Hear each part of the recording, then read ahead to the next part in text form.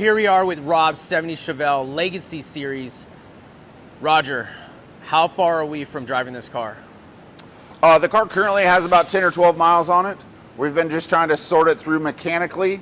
It's got a super basic tune in it to keep it running right, but we want to get everything as far as the axles and the bearings and the transmission to get some heat in them, get a few heat cycles in it, cycle that back and forth, make sure the fans and everything are working properly before we start making some bigger power hits. This LT4 has been cammed and has a much larger blower.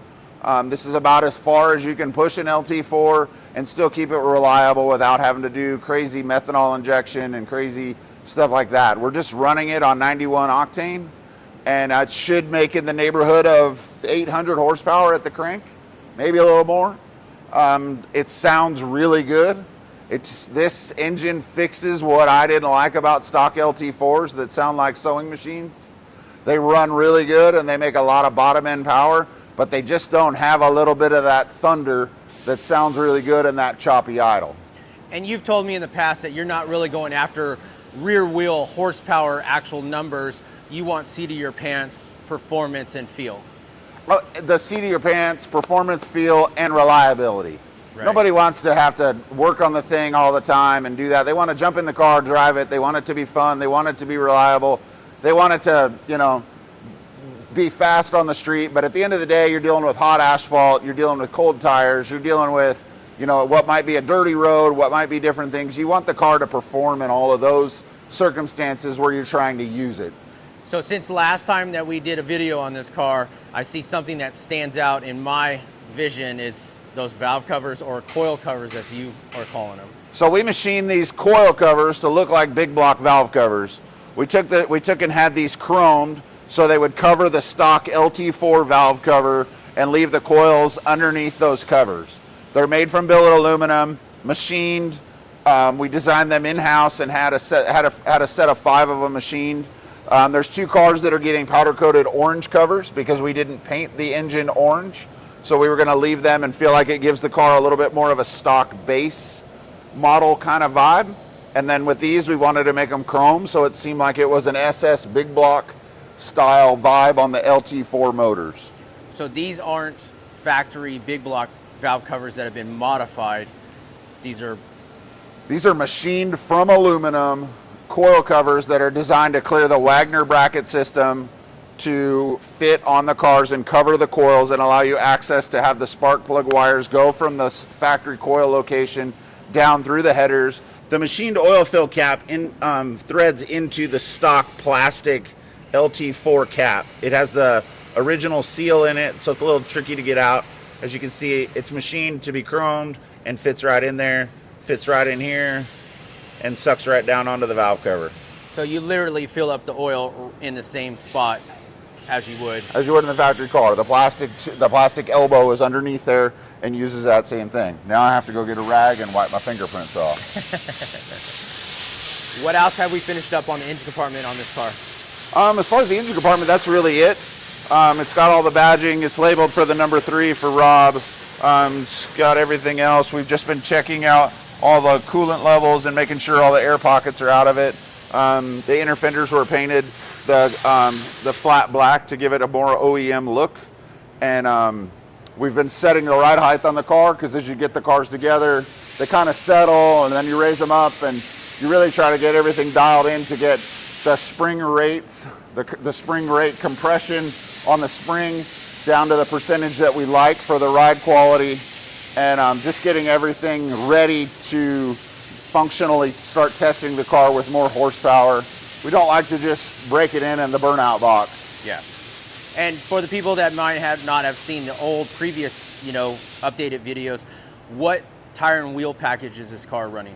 So this has a set of, I believe they're FL 500s from Forgeline that they use, that we buy them from them raw. They're 19s and 20s. I believe it's 19 by 10.5 in the front and 20 by 12.5 in the rear.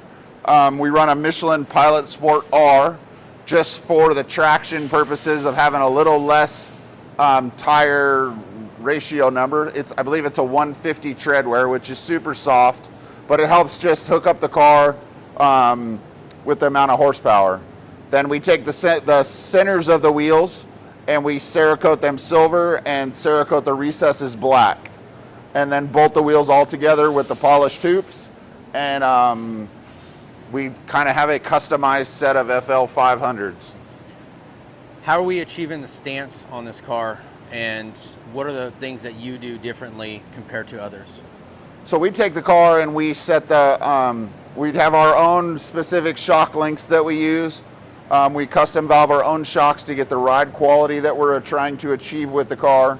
And then we work to achieve we work with the spring rates that we've kind of tested over time to get the spring rate set up and get the optimized length on the 50. We try to set the shocks up at a 50-50 ratio. So it's the shock is 50% compressed and 50% extended. And we set everything up at that ride height to get it where the rocker is the same rate on all these cars.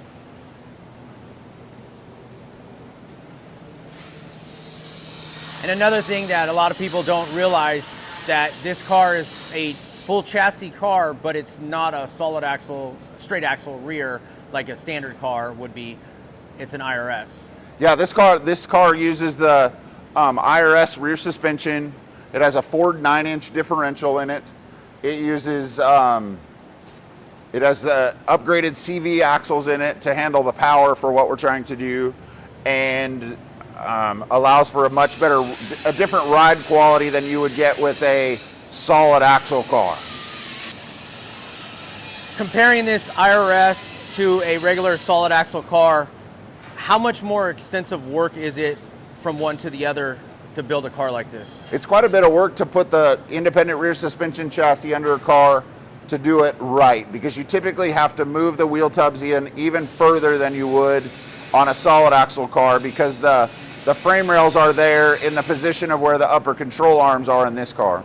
So you're moving the wheel tubs in further. You need to make some access points to have access underneath the package tray to get to the top of the differential, so you don't have to remove everything if you have issues with a 9-inch center section or having to remove a leaky housing or whatever you're trying to do.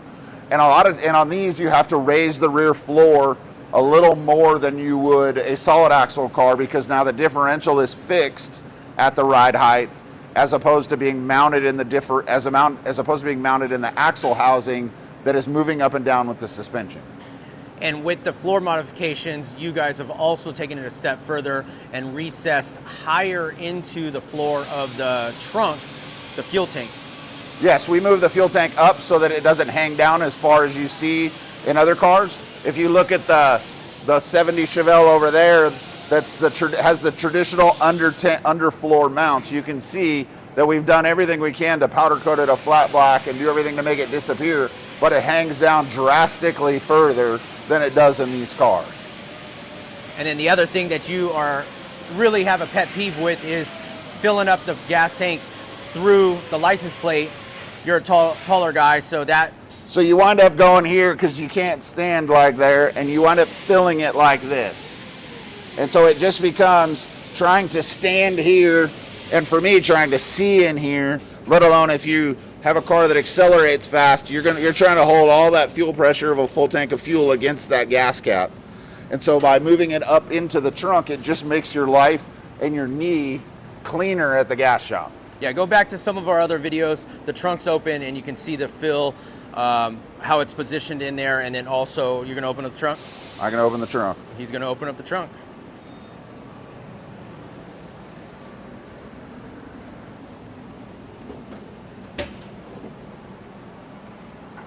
So we're getting ready to finish up the cover for the fuel tank and get all that stuff to put the carpet panels in here. And we finally got a rubber pad that Rob would like us to install on the rear bumper of the car. I think it's going to make a lot of people happy, because that's one of the biggest comments. Where's the pad? Where's the pad? And there's the pad right there. It's going to be installed. Some guys like them, some guys don't. Right. Greg's doesn't have it on it, but I think this one is definitely needing one just to go with the complete flow of the car. Definitely is going to look a lot better with it.